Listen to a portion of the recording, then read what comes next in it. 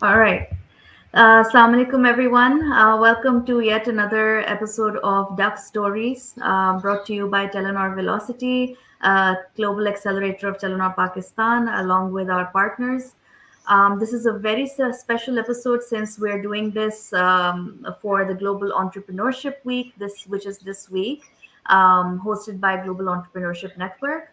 Our other partners are Daftarkhwan, National Incubation Center, Karachi, and National Incubation Center, Lahore, Peshawar. So I'd just like to mention here that we have two very special guests here, and as part of the Global Entrepreneurship Week, we are focused on talking a bit about education, online learning, e-learning, and a lot of different things. There are rapid changes in the learners' expectations and students and demographics now. And because of the advent of e-learning technologies, there are a lot of new challenges, a lot of ways that traditional education is now being converted into online or e-learning by different education providers. Now, there are many startups and education startup founders and educationists out there who have risen to this challenge as well, and they are working towards providing this seamless online content and educational platforms to help students with customized learning solutions in their online classrooms versus their traditional classrooms. So, again, as I mentioned, we're bringing this episode to you. This is a very exclusive episode for the Global Entrepreneurship Week 2021. Just a bit about the Global Entrepreneurship Week. It's basically a platform that empowers these entrepreneurs and those who face systematic barriers to start scaling their own company. And through the Global Entrepreneurship Week, we focus on some distinct themes and areas to spotlight these impactful voices and organizations. This year's theme is around education, inclusion, ecosystems, and policy. And as part of the education episode, we are bringing you two speakers. So we have Hassan Bin Rizwan, founder of Sabaq, and Jaweria Sethi, founder of Edopia and Edopia Online with us today. So welcome, Hassan and Jaweria. It's a pleasure to have you here. Pleasure to be here. Assalamualaikum. Looking forward to this, and thank you so much for the invitation. This sounds like it's going to be fun.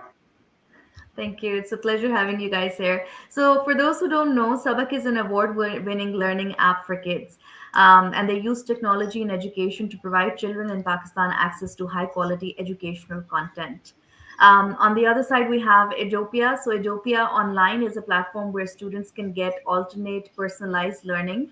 It is a very innovative online learning community where 7 to 13-year-olds can choose what they want to learn and which skills they want to enhance or thrive in this 21st century. So here, students get to design their own curriculum by choosing from multiple live learning experiences. I'm really excited about getting to know these platforms and your experiences while you guys have brought this forward.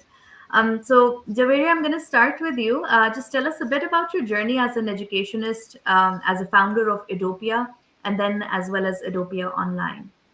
Sure. Thank you for having us here today, Sanya. My journey started 8 years ago.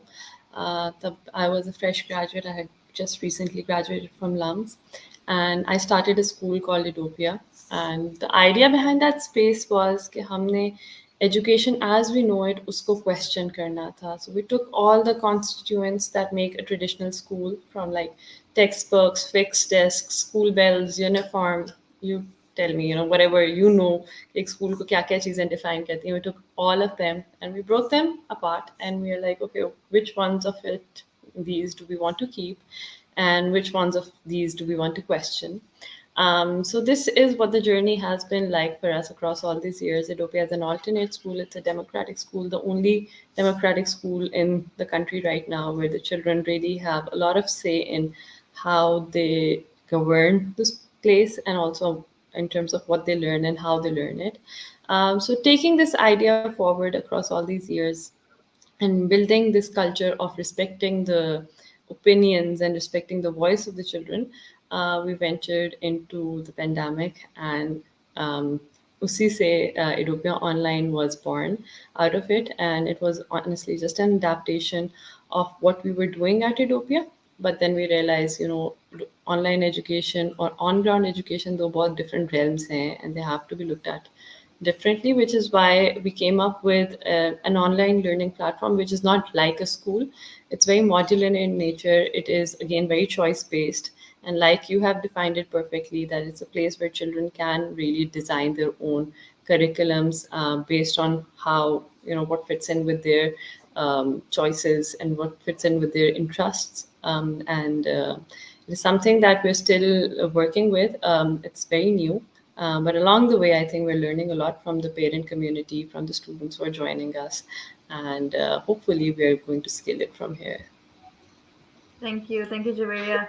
And I've been obviously a follower of Edopia School, and I know you guys have really, really worked hard to change some of the norms of education, traditional educationists or traditional education that is provided. So, hoping all the best for Edopia Online as well.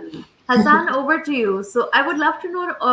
I would love to know your experiences while making Sabaq, the journey, come to life, and by providing educational content through technology to children. So, what has your journey been like? So we started about 5.5 years ago, and at that point we were driven purely by one impulse, and that was to make a dent in the education space in the kindergarten to grade five space. Now, if you look at the education landscape in Pakistan, we do hear about 22 million kids who are not in school, who are out of school, and then we also see that 95% of the students are enrolled at a kindergarten level. So from kindergarten level, grade five, and then all the way to grade nine and 10, there is a constant drop off of students throughout the grades. And the maximum of that drop off happens between kindergarten and grade five. और वो बच्चे जो kindergarten grade 5 से एक दफा drop out हो जाते हैं, for them to come back into the school is almost impossible.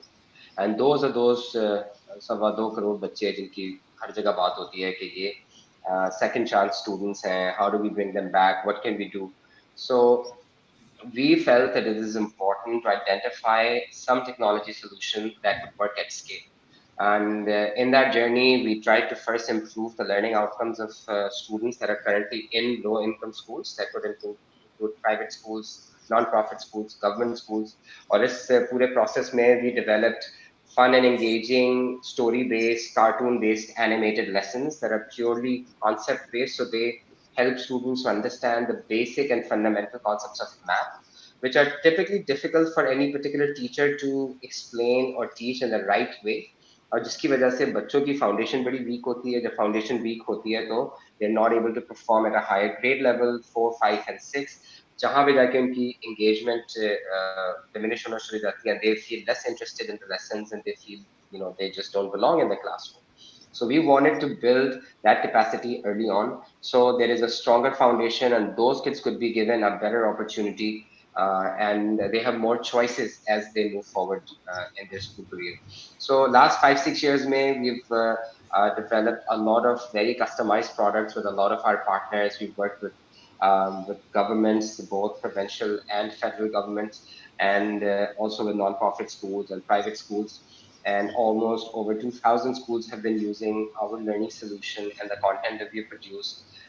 And almost 250,000 students have benefited from that content, have shown to improve their learning outcomes, have shown to improve their attendance in the classrooms when the digital lessons are being conducted, have shown to improve the engagement in a specific classroom setting with the same teacher who was not able to bring that engagement in the classroom. So overall, the journey has been full of challenges, yes, especially in COVID when the schools were shut down. But it has been a journey of experience, of learning, and that has allowed us to reimagine what a good, engaging, exciting learning classroom could look like, even at a low cost model. And we're working with our government partners to do some of those experiments so that those solutions could be brought to scale in almost 150,000 government schools we have in Pakistan. Wow, and that's quite a journey. I feel like you guys have been.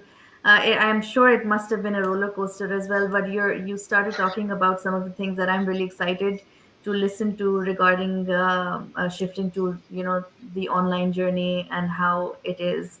I feel like e-learning was underutilized in the past, especially in the developing countries. And you're absolutely right. The current crisis of the pandemic has forced the entire world to rely on it for education. But in both your opinions, I think my next question to you, both of you, would be: what are the key challenges that you faced as educationists and startup founders during the COVID-19 period in Pakistan, and how easy was it for people to accept the concept of e-learning to teach the children? Um, okay, I I'll think, go first. yeah, yeah, you can go first. We can keep on alternating like that. So I believe that obviously जब pandemic आया तो it had like different stages to it, our acceptance and everything around technology. तो सबसे पहले तो denial था, कि ये हो गया है, and we felt like we were closing our schools for like एक दो हफ्ते, and then it just got prolonged to 1.5 years. So there was denial, then there was reluctant acceptance कि अच्छा अब हो गया, but we were still a bit put off by the idea of technology initially कि ये क्यों करना पड़ रहा है, and this is so inconvenient, and a lot of people were also not really ready for it as such. But very gradually, and I would say although it was gradually, but at the same time not as gradually as it would have been had there been no pandemic, there was appreciation for e-learning as well. So जहाँ से हम लोगों ने start किया से till जहाँ तक हम आए, I think without the pandemic it would not have been possible. So it was a very very powerful catalyst, and at an unprecedented level लोगों ने अपने आप को upskill किया. So लोगों में आते हैं teachers, उनको में parents आते हैं, and again we also had the students who really upskilled themselves as well. So it could not have been possible without the pandemic. Now in terms of challenges, I understand access is something that will be the challenge for our country, because Pakistan में बहुत ज़्यादा जो disparities थी वो further exaggerate हो गई थी, because the haves and have nots में बहुत ज़्यादा difference ये आ गया था कि जिसके पास internet है, जो कि हाई स्पीड इंटरनेट है, डिवाइसेस हैं, तो उनके लिए तो लर्निंग बहुत आराम से आसानी से होगी, एंड जहाँ पे नहीं था इंटरनेट का एक्सेस या डिवाइसेस का 1:1 की रेशो में एक्सेस नहीं था, वहाँ पे people really really had to get very innovative to make sure that some learning keeps on happening. So for us, क्योंकि जिस ऑडियंस के साथ मैं वर्क कर रही थी वहाँ पे चैलेंज एक्सेस का इतना ज़्यादा नहीं था, लेकिन एंगेजमेंट का था, because जो online realm है, it can be very isolating, and it can be a tricky realm to navigate through. So I think initially हमारे लिए engagement was a challenge, but over time, as we continue discussion, I can share ways in which we were able to overcome those challenges as well. So I just believe that it was a blessing in disguise, and had it not been for the pandemic, I don't think जिस तरह अब हम लोग view करते हैं online learning को, या online का realm पूरा, just the fact that we're having a meeting over here while being in our own, the comfort from our own homes and everything, ये possible नहीं था. So yeah, I guess it is something which has a lot of untapped potential, and still something that hasn't been explored to its full extent yet, but it is exciting. The realm of online learning is exciting. Absolutely, and I share your excitement too. Hassan, what about you? What do you think? So, I think definitely pandemic के दौरान एक sudden accelerated adoption हम सब ने witness की, जिससे हमें कुछ फायदा भी हुआ, जिससे हमें कुछ lessons भी मिले सीखने को. And I think any technology, when it is adopted at such an accelerated rate, it comes with a lot of surprises. It comes with a lot of shocks, and customers sometimes are not ready, and they're not educated along the way to sort of best use that technology. Can I imagine 20, 25 years ago, mobile technology slowly penetrated, and then we got to some data in 2G and edge format, and then got to 3G, and then got to 4G, and then over the last 20 years, people have gotten used to the right way to use the mobile technology. It's found its place in our lifestyle. With education, with online learning, what happened? A lot of the people who were delivering online learning, a lot of the schools, they were not prepared to deliver it in the best format. And lot of the teachers who were doing the lessons, they weren't trained to do it. And a lot of the students who were attending, they also didn't know the protocols.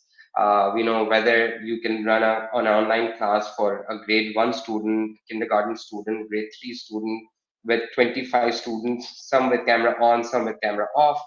all those protocols just made some of these parents feel that this is never going to work. And you speak to some of the parents who experience online learning, they are extremely against it. So those kinds of parents are also potential users of Jaweria and of our team. And when we reach out to them, we sort of have to convince them that you've had a bad experience. That does not mean online learning is all bad. It can be delivered in a better way. There are protocols. It has to be managed a certain way. The teachers have to be trained. The lesson plan has to be designed and delivered differently in an online setting than it is done in an offline setting. So I think those things are what people like us need to work on and make sure we sort of win that trust that we want our customers to have.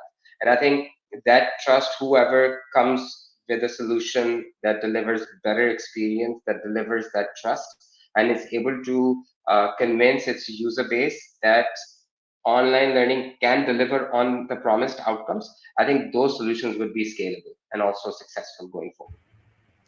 Absolutely, and I really like what you said about trust. Parents skill, especially because they are the end customer per se, so it's really important for them to really trust the platform and what kind of content is being played online as well.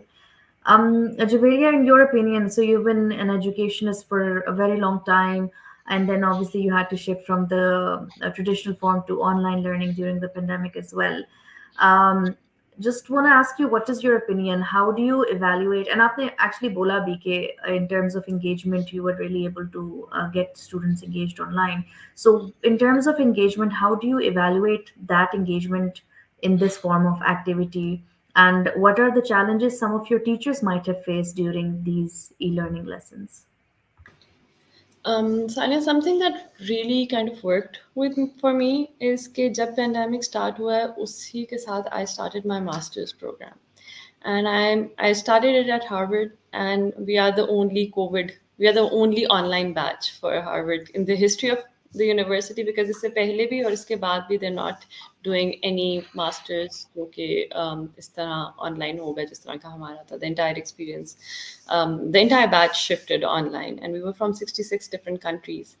And I was very skeptical about the entire experience initially. कि किस तरह होगा, and how are we going to get involved? Are we actually going to benefit from the Harvard experience as we know it or not? But the way they designed it, it was absolutely seamless. ऐसे लगता ही नहीं है कि we are, in different places, and at the same time we're completely engaged. We're on our toes when we're in our classes. And unse jab ye dekha, how is it that they are doing it? I feel like we got to learn from the best then, because I'm sure कि अगर हम लोग यहाँ पे 4-5 लोग with our bare minimum experience or जुगाड़, as Pakistanis are known for it, हम लोग इस चीज को डिजाइन करने की कोशिश करते हैं, versus experts from the world, the best minds from the entire world sitting together and figuring out how to do it. तो वहाँ से बहुत कुछ सीखने को मिला. And one thing that Hassan said, and I'm just going to build on that, is कि teaching online and teaching on ground are two very different experiences, and they need to be looked at as such. You cannot just transplant one thing into another. You have to really redesign a lot of things.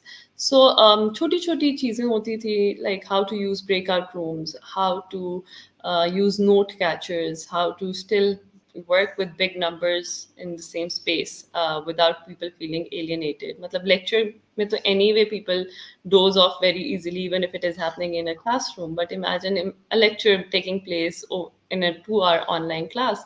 Now people have the luxury to switch off their cameras, switch off their mics, and just go to another room for all they care. So how do you make sure that people still have to remain attentive and engaged and are learning from each other? So इसके लिए हमें बहुत साथ वहाँ से सीखा, वहाँ से सीख के यहाँ पर आके डिस्कस किया. फिर we started redesigning our teacher training and how we work with our faculty members and team members. So I think एक ongoing process. I wouldn't say that we have now perfected it, but I feel like we have now started on a new kind of a journey when it comes to professional development and student engagement as well. Because honestly, if I ask my students, there will be quite a few of them who still prefer the on-ground experience because of a lot of other reasons, as a social interaction. It's very tactile and all of that. But the kind of affordances that we saw in online learning, वो जिस तरह का access है, जिस तरह का collaborative work आप online learning में कर सकते हैं, जिस तरह आप responses collect कर सकते हैं, how you make learning visible for all members of the group.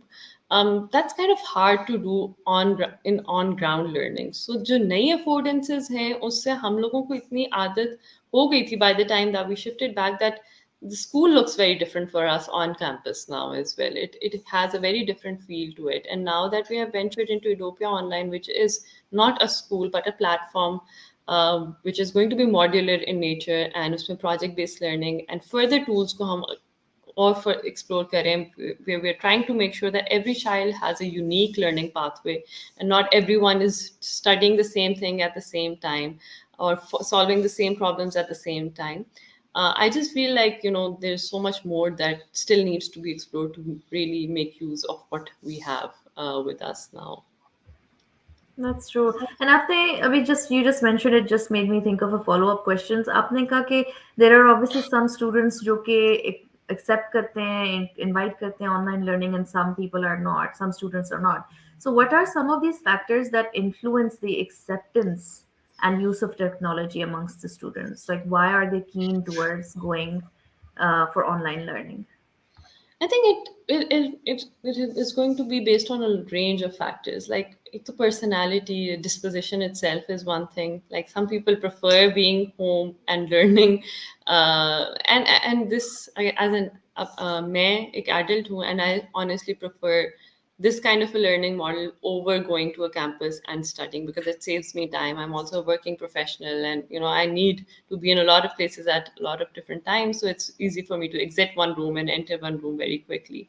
And again, जिस तरह का अगर हम breakout rooms हैं, तो the convenience जो एक educator को मिलती है to go and visit different people very quickly, it's almost like teleportation, तो वो वाली affordances नहीं होती थी. लेकिन students के अंदर भी I feel like even younger students have a preference. So some students generally appreciate a more tactile learning environment because they want to be around their friends. They want to reach out to the teacher physically and ask things, or they generally perhaps don't have that much of a command over technology and prefer something that's simpler and old fashioned. But then there are so many students who, even like जब हम hybrid चले गए थे, बीच में काफी ऐसे phases आते थे pandemic में, when the school was also open and the online learning was also going on, a lot of people still opted to remain online, even not just because of the COVID itself, but because they preferred learning that way. I have a 5-year-old nephew who refuses to come to school because he's like, I can do this online. I would rather use my time differently. And it has been a challenge because he didn't really come to school before this. So for him to come to school and to adjust to this life is harder because he got so used to learning online. So it's a mix of a lot of factors, including the personality of the person who's engaging with technology, how comfortable they are with the two different mediums, and overall, how well organized it is. Because if it is a poorly organized online learning platform or system, then obviously people are going to be reluctant. But if it is a well organized one and people are really having a good time learning this way, then they might want to stick to it for a longer period of time as well. Agreed, absolutely. So before I move to Hassan, I just want to let the audience know I am seeing people coming in and out of the session, and there are some comments as well. Just letting you guys know that we will be doing a Q&A session right after the conversations are ending. So अगर if आपके पास कोई सवाल है, anything you guys want to ask regarding e-learning, online learning, anything for the speakers as well, would love to have this engaging session at the end as well. Hassan, so I want to ask you one thing. So we've been reading a lot about reading and obviously hearing a lot about young generation shifting to new sorts of apps and social media platforms for the learning landscape. So according to you, what are the major drivers for this shift from convention to online, and are there any factors that are limiting this shift? So, one of the biggest factors is that the young kids are born with devices in their hands. And even when they're sitting in a classroom, and I'm talking about higher education, obviously, even when they're sitting in the classroom, they have a cell phone and a laptop, multiple devices. So either they are, the professor is teaching, and they are searching live immediately at that point what the professor is talking about. A lot of times there have been cases in international universities where the professor said something that was not absolutely true, or maybe like a week or a few days outdated, and he would be corrected right there and then. Some student be like, no, actually this it turned out to be a false news, and then here there is a new article that this thing changed just a couple of days ago. So I think people like us who are trying to, who are from a Gen Z, from a Gen Y, and building solutions for Gen Z. And supposedly there is a new generation for kids who, were born after 2011. Baby boomers, that generation, spread across 26, 28 years. And then Gen X spread across 15, 18 years, and Gen Y for, 12, 13 years. And now Gen Z and the next generation, exponential time. So it seems like every 6, 7 years, it's a new generation.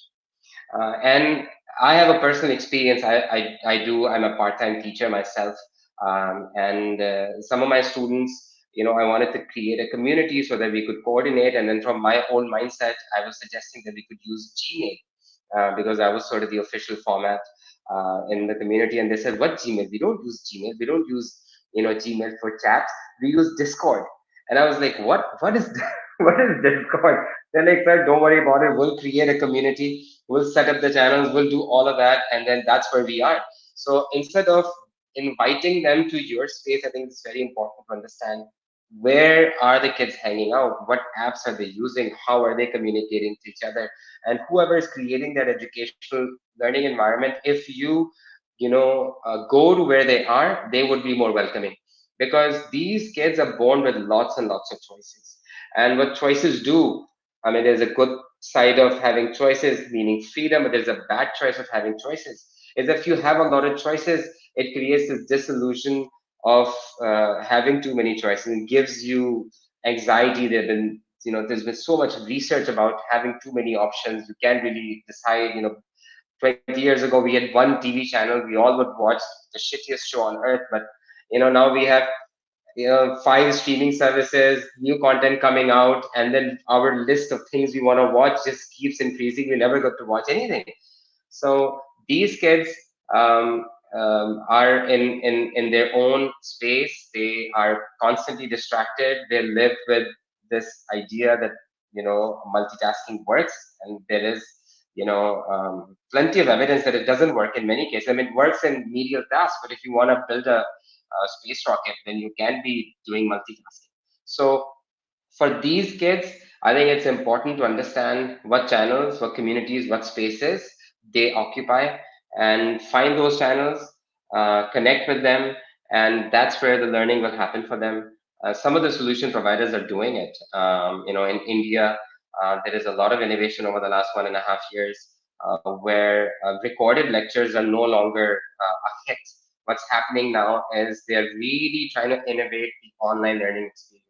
And there are several use cases, different formats.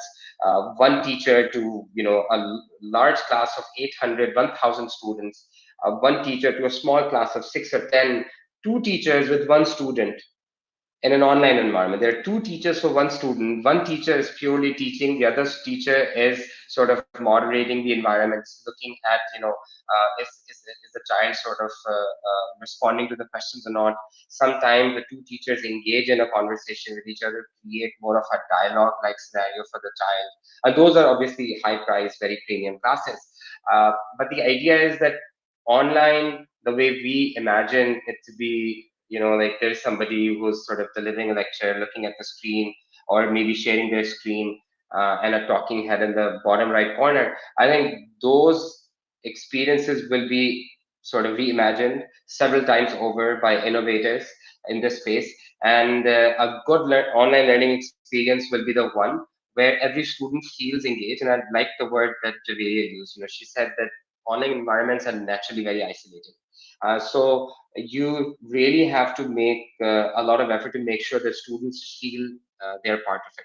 And I think one important quality that every teacher needs to have in a classroom or in an online environment is they really need to be passionate about uh, learning and improving the lives of their students. And that passion, if you have on a scale of 1 to 10, if you have five passion for a physical classroom setting. For an online, you have to have 11 on a scale of one. You really have to be, you have to be looking like you're energized, you're happy, you want it to be there. If the teacher is like, with a dull face, with a very dull, mellow voice, if that's how they're teaching, people would fall asleep. So you have to engage kids, you have to put in extra energy. And I think there is a lot of room for innovation in how online learning, online instruction is to be delivered. Absolutely.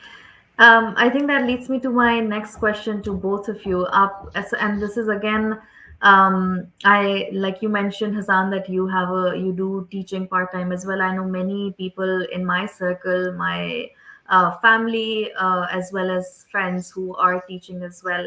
And during the pandemic, all I heard was them complain about the fact that online learning has added to their workload because आपको constantly engaging content वही बनाना पड़ता है. You have to make use of different tools and techniques to keep the students engaged online. But do you think, in your opinion, e-learning has it provided more educational opportunities with less effort, or more? And obviously, both of you can answer side by side.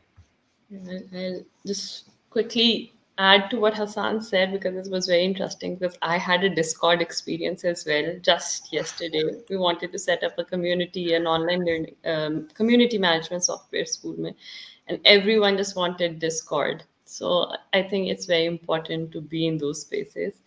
And I think answering your question, Sanya, honestly, right now, the way I look at online learning, and it will continue to evolve. What I'm saying right now, it will get outdated so quickly that, this is the reality of where we are at.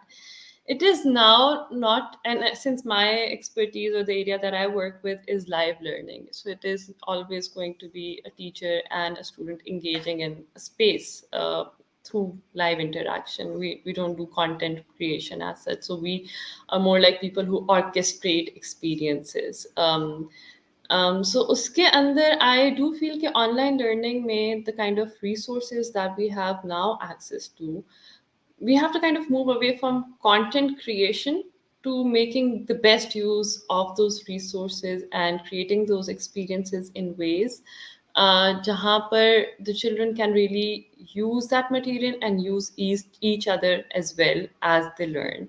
So अगर उस art को Aahista Aahista teachers master करना शुरू करते हैं, which again requires a lot of professional development, requires a lot of discussions.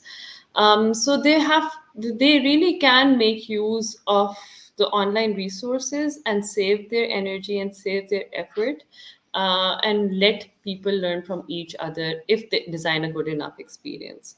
And obviously, like I said, it's not easy to do that. It requires a lot of training. हम लोगों को सिखाया भी जाता है, देखा भी जाता है that a good teacher doesn't talk for like more than 30 to 40% of the class time. And if a teacher is actually talking for more than that, then there is something problematic about that entire experience. एक और rule ये होता है कि if there is something that two children can teach to each other, the teacher should not be the one teaching it to the students.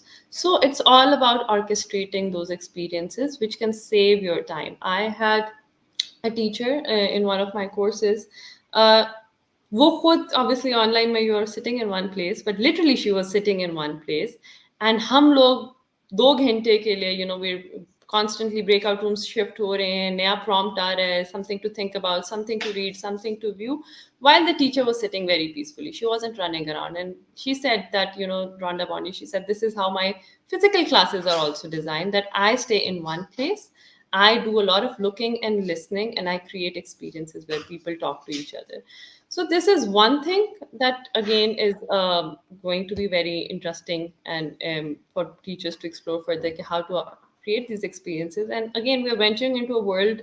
Metaverse is already something that is being talked about a lot, and something that we hear a lot at the university as well is about AI taking over, and how immersive experiences are going to be the future of learning. So future of learning बहुत unpredictable है, but it is going to be a space जिसे अब आप you just can't just turn back and say, जैसे schools चल रहे थे वैसे चलते रहे, जैसे learning चल रही थी चलती रहे. It is going, the future of learning is going to be hybrid, because again we just can't thrive in those digital communities all day all long as well. We need the human experience as well. People crave for the wind in on their face and the sun and the company of their friends in person as well. But at the same time, the affordances that we have with the new technology and how we can use all of those to create experiences, उसमें बहुत कुछ है जो अभी हमें नहीं पता, but we need to stay on top of all of that to really make use of it. That is all I can say. Agreed, agreed. And I love the fact that you mentioned or highlighted the fact that and it sort of resonates with Hassan, what Hassan said as well, okay, generation by generation, it's evolving. The way we are learning, the way we are consuming content or educational content is also evolving. Hassan, what about you? So definitely, this complaint we've heard from a lot of teachers, and it's a genuine complaint, because they were thrown into an environment they weren't prepared for, they weren't trained for, students weren't trained for it. So a lot of times in hybrid environment, one new task that has emerged for teachers is that they have to make sure that the recording is done, and they record, then the recording has to be shared with all the students who did not attend. On the fly, if you're running a Zoom session and you want to create a poll, then it's almost impossible. And a lot of those things have to be done as part of the lesson planning. So, as Jaweria earlier said, that lesson plan for a physical environment is done differently. Lesson planning for an online environment is done differently. If you want to run classes in hybrid mode, then you have to make sure that you're engaging the kids online and also engaging the kids that are sitting in the classroom. And that was happening until very few days ago, when school attendance was only limited to 50%. And that definitely is a challenging task. But there'll be a solution for it. Someone's going to innovate something. Already, there are automating solutions that sort of make sure that if you record something, automatically gets synced to whatever online repository your organization is using, and then people can get access to it. And those are opportunities for innovators to come and identify and then create solutions for. So eventually, as this online space is constantly evolving, and for us, sort of, Pakistani parents and teachers and school owners have been forced to adopt this uh, tech space that has been evolving in the US for over 20 years, in India for over 10 years. So they've had that, time to react to it, to respond to it, to adopt slowly, to build solutions. It's been difficult for us because it slowly sort of happened, in a very haphazard way, and that's why there is a lot of dissonance, there's a lot of disagreement, there's a lot of disconnect that you see in parents, especially those of young kids who just said, it is almost impossible to make sure my fourth grader can sit in front of a laptop and really, say that they came out of learning. I am experiencing this thing. There is this normal chatter among teachers that the students who didn't take O-level exams in the last 2 years, that this is the COVID generation. So the last 2 years of the students who didn't take exam, obviously when you don't take the final exam, you don't really put in the last effort and you don't revise a lot of topics. So that's sort of may be highlighted as the COVID generation, and you begin to see that some of those students don't have those fundamental and foundational concepts that are necessary that you expect the students to have at those grades.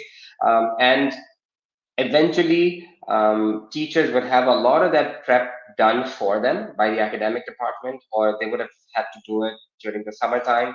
But for you to be able to conduct an online lesson, you have to do extra prep. There is a lot of things that needs to be catered to, need to be looked into, and if that means it's an added effort, yes. But the good thing with tech is you don't have to make that effort every time. If you make a document with a lot of quizzes, with a lot of prompts, with a lot of resources, then you can sort of use them again and again. If it's a school network, you just have to create it once, and then just spread it across your 100 branches, and then every teacher would have access to it. So that's the beauty of technology, that it looks like it's a lot of work up front, but the thing, the word scale, you only can use it with internet. And that scale is what everybody's after. That scale is what excites us. That scale is what people are creating new solutions in the tech space. Absolutely. And Hassan, I think you mentioned one thing, कि you were comparing our educational time with or the way we have progressed compared to India, compared to US. So मेरा आखिरी सवाल होगा आपसे before we move on to the Q&A. We have a couple of questions lined up as well. आपकी, when you're both of your opinions, are we as a country too early, too late, or just in time for online education?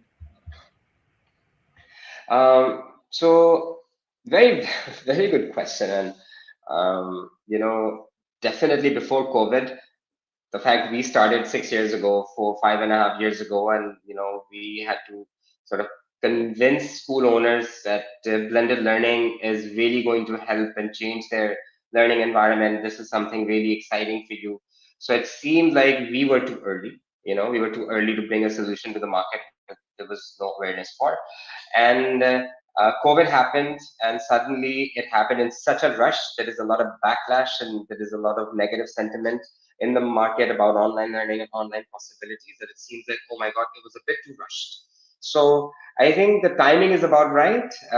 It just accelerated the adoption that created a bit of backlash in the customer, and that trust that I referred to earlier, that trust has to be won back by people like us, by people like Jaweria and other innovators that are watching this podcast. So that trust, people have to make sure that they deliver on the promised learning outcomes, they deliver on the promised learning experience, that they make sure they consider their learner, the parents of the learners, part of a community, that they respond to their request, and they make sure that online experiences are not just done as a checklist item, but it's done with a purpose. And online learning is to be delivered with the right protocols, right format that have to constantly be evolving.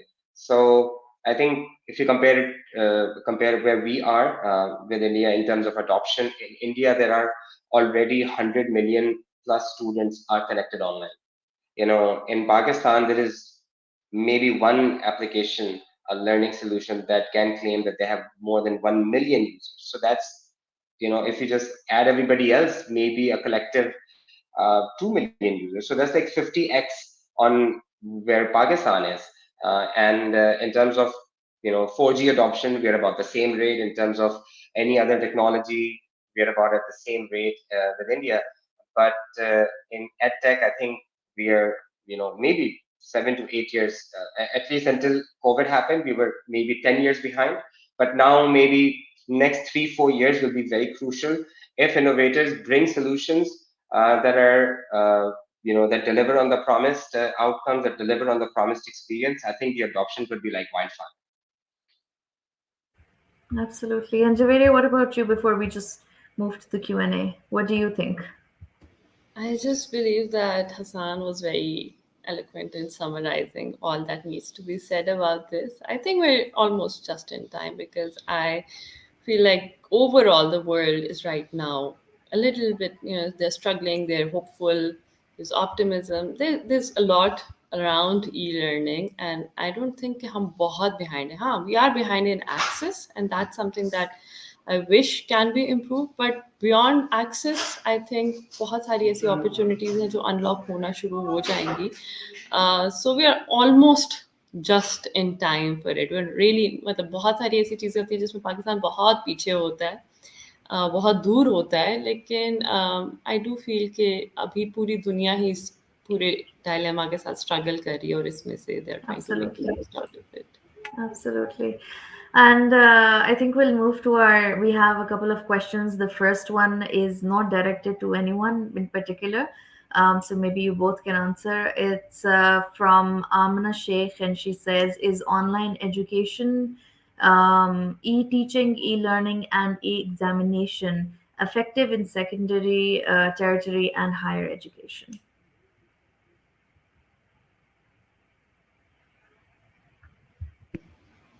I mean, like, it can be made effective. Is it already effective? It really depends on a lot of factors surrounding a specific person's secondary education experience or a tertiary Absolutely. experience. So it really depends on where the person is, what kind of technology do they have access to, what kind of capacity building has been done in that regard. बच्चा कहाँ है, teacher की क्या, development, professional development कितनी हुई है.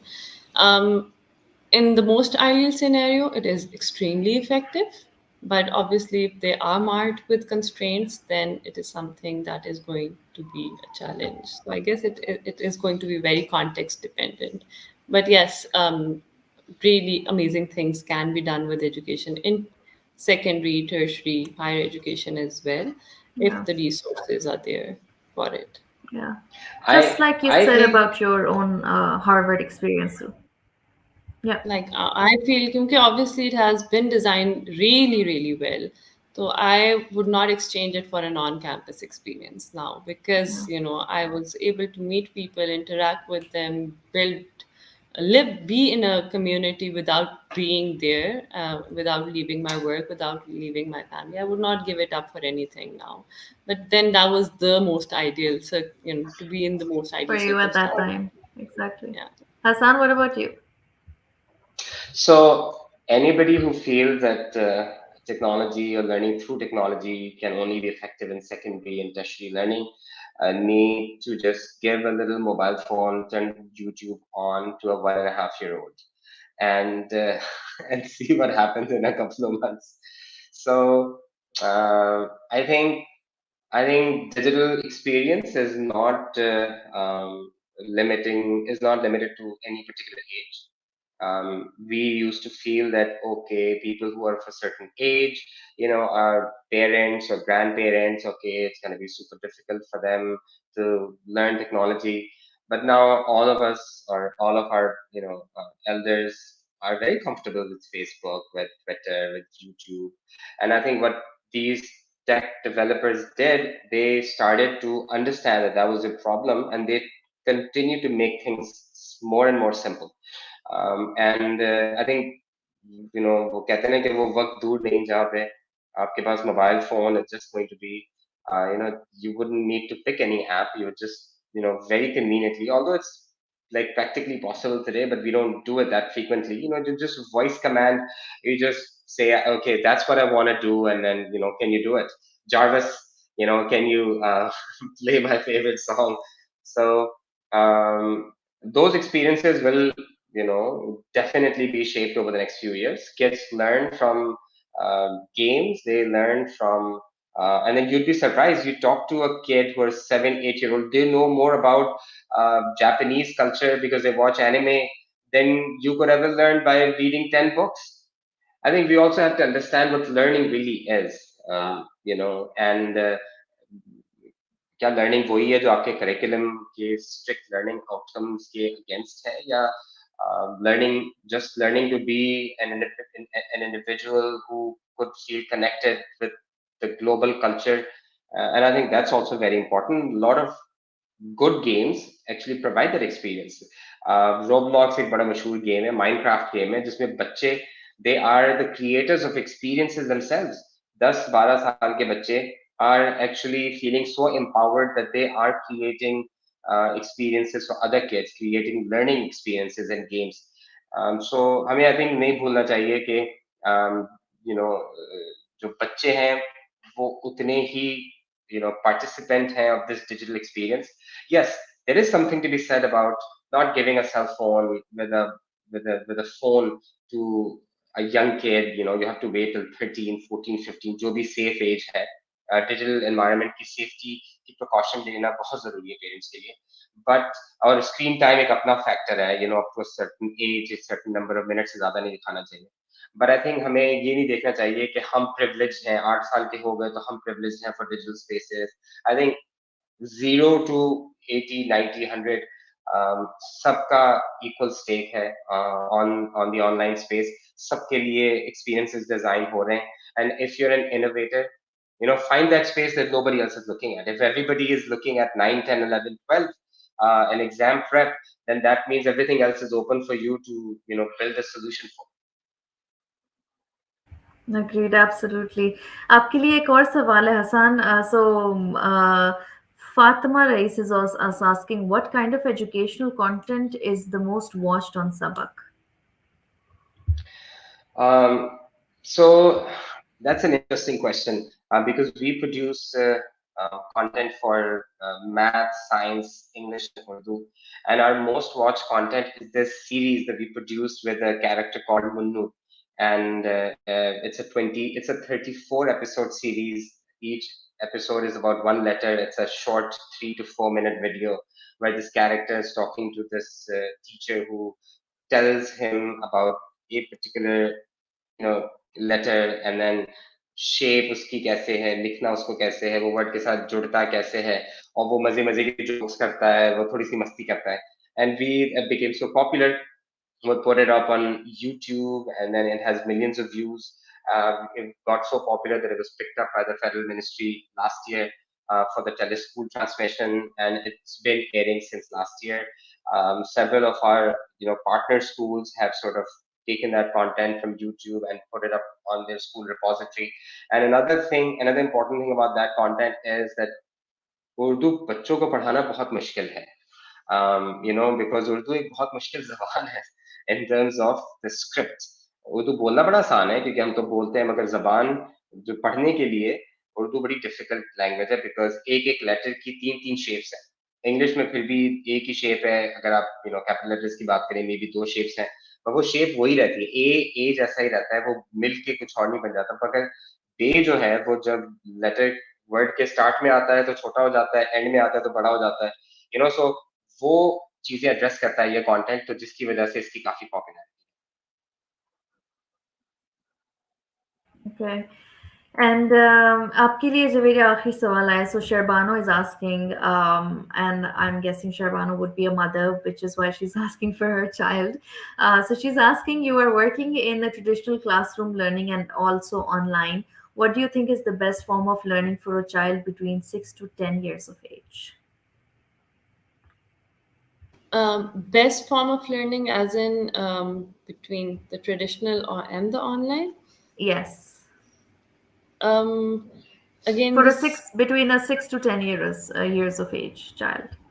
I think Sanya, दोनों तरह के environments have their own affordances, which now cannot be ignored. So even for a 6 to 10 year old, there's so much that the digital realm now offers that we can't just say that traditional इस age तक जो है वो traditional ही बेहतर है, उसके बाद आप I might say that for preschool, because I feel कि preschool के हद तक when the children are below 6, they really, really definitely benefit a lot more from a more tactile learning experience. But as they move forward and as we look at all the different tools that are available, I think it would be very unfair for us to exclude this age group and say कि एक certain age के बाद ही we'll introduce technology and we'll let them engage with it, because that would mean that they might not be as equipped as the rest of the world is now by the time they're slightly older.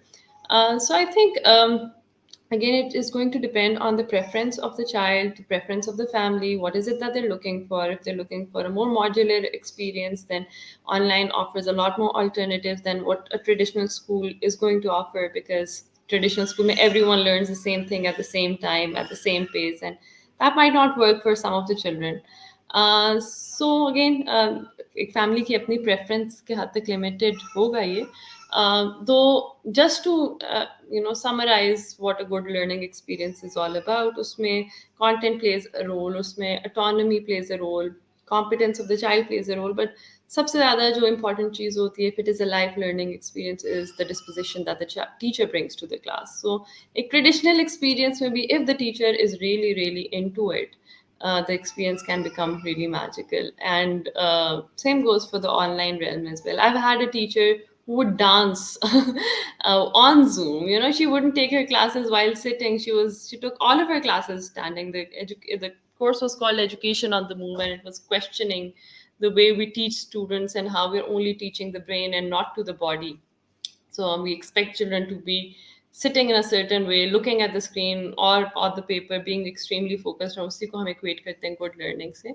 So I think as long as you have good company, if it's a live learning experience, be it in terms of your peers, your educator, then even in the most boring spaces, yeah, most bland environments, you can still have a great learning experience. Or on the other hand, you can be in a metaverse and you can still feel like, what is this all about? So it's going to be a mix of a lot of different factors in the end.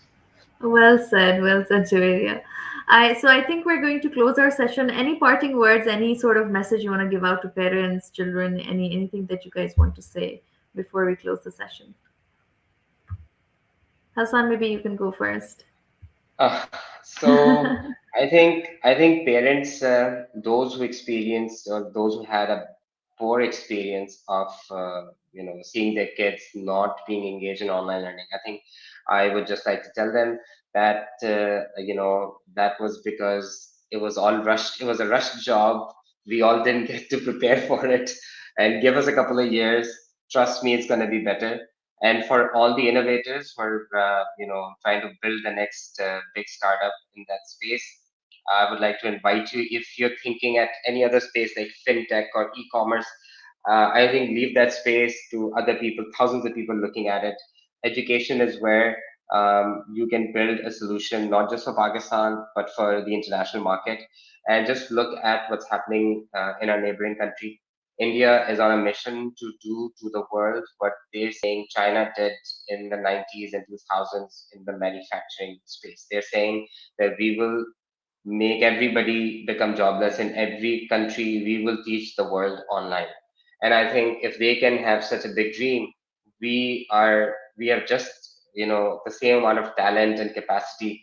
And the fact that in Pakistan we're bilingual, we speak English, a big majority of us, and we can build solutions that is not just for Pakistani space but can be exported, can be scaled internationally, and can bring in the much needed foreign reserves, and also sort of you know allow us to become the educators of the world. Wonderful. Yes, absolutely right. And I love the message that you're giving as well. Javeria, what about you? Any parting words? I just say that, leverage what you have, whether you're a parent, a student, a teacher. Just see what is out there, make the best use of it, question everything that you're experiencing, whether it's in the online realm or the on campus realm. Education के experience को design करना हर किसी के हाथ में अपने बच्चे के लिए, it's not something that you have to go through, it's not something that is being imposed on you. You still have a lot of power when it comes to how you want to raise your child. So leverage whatever is out there, question whatever is out there, and create an experience that suits you the most, suits the needs of your families, the interests, the aptitudes of your children, and just enjoy what is coming your way and appreciate it a lot more. I guess be very active in engaging with this idea of online learning. Absolutely. Guys, it was a pleasure having both of you here. I actually feel like time just flew by. The 1 hour, I didn't really get to know how it flew by, but thank you. This was a wonderful discussion. It's obviously given me some food for thought, and I would like to call you guys again, maybe sometime next year, to yet another episode for Duck Stories as well. Call us before we become too busy and famous. Definitely. Thank you so Thank much. you so much. Thank you, Thank you. Javeria. Okay, thank you. Thank you, Hassan. Thank Take you. care of yourself. Have a lovely evening. Bye bye. Bye.